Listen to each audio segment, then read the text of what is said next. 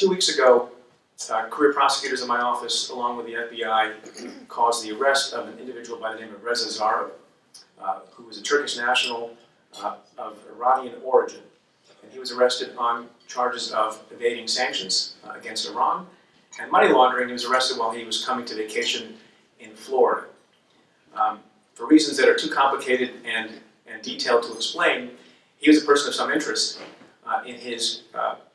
in the country of his citizenship, Turkey.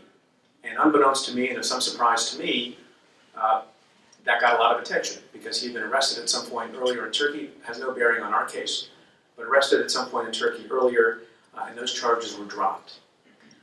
On the day that we engaged in the arrest, on the day that Mr. Zarrab was arrested in Florida, I had 8,100 Twitter followers. Within 4 days, I had gained 270,000 Twitter followers, virtually all of them from the nation of Turkey. And part of the reason for that was, as there has been widely reported, there's a feeling that corruption is not being dealt with in that country. I'm not going to make any comment on that, but that's a feeling of what was going on there. And the other reason it's been widely reported is that people have not believed that there was a free press there, and so there's a lot more people taking to the freedom of social media. In 2015, Freedom House ranked the press in Turkey as not free. According to Reuters, President Erdogan of Turkey has personally brought more than 1,800 criminal suits against individuals, including journalists and children, for insulting him since becoming president in 2014. The Committee to Protect Journalists, which is an organization that I'm sure many of you know, reports that at least 13 journalists are in jail for their coverage and described a crackdown that includes self-censorship and harassment of media business owners. Now, these are reports from independent parties, other members of the press, about what free press is or is not in other places, including Turkey, as I mentioned. I will just tell you one quick matter based on my own experience from the last couple of weeks.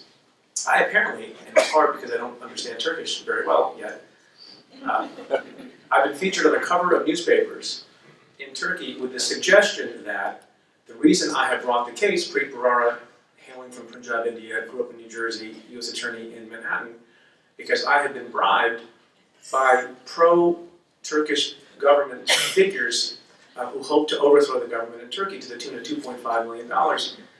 So there have been a lot of silly things written about me in my time as U.S. attorney.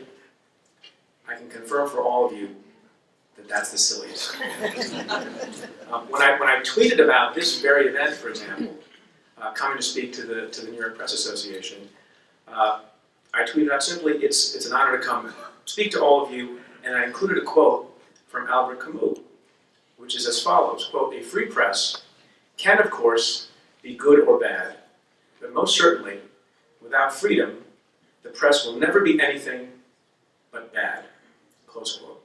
Within minutes, that was retweeted 1,500 times and liked, I think, 3,044 times, mostly by people in Turkey. By the way, you should follow me on Twitter at @FreeBharara. All I will say is I'm very proud of what our office does. And there have been a lot of, I got a lot of tweets. I've been offered all manner of delicious Turkish food, including shish kebabs, Turkish delight. And there have been a lot of expressions of love towards me and my office. And I guess what I would say is, I'm not sure that a stranger is worthy of another stranger's love, but I do hope that what our office stands for and what our principles are worthy of respect. And what that is, going back to, I know this place was founded in 1834, or what is it? So our office was established in 1789, going back to the founding of the Republic. And what we have stood for since then, and certainly during the time that I remember being in the office and now leaving the office, we believe in the rule of law. We believe that no one is above the law. We don't care how much money you have. We don't care how powerful you are. We don't care how strong you are. We don't care what your connections are. If you've broken the law, and it's in the interest of justice to pursue an investigation and prosecution, and we can prove it, then we're going to do that. And that's what makes me proud of being the U.S. Attorney as a representative of my office in the Justice Department, and proud of the American system of justice. And the only thing I can offer to anybody, whether you're in Turkey or America or Albany or Schenectady or New York City or anywhere, is that we do our jobs without being intimidated by anyone or scared of anyone, only according to the law and the facts, because that's what our oaths require. It has been suggested to me by my new friends in Turkey that I should begin tweeting in Turkish, because most of my followers are now Turkish. So for America to have some parity, I urge you to follow me.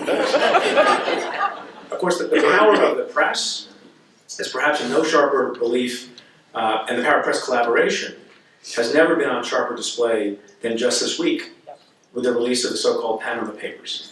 I don't have more to say on that yet, but I will say, when you think about the impact that that has had, and that's been done purely by the press, there's no reason why, if you think creatively and expansively, why a local collaboration about corruption or fraud or fiscal malfeasance is not possible on a smaller scale, right here in New York or some other states.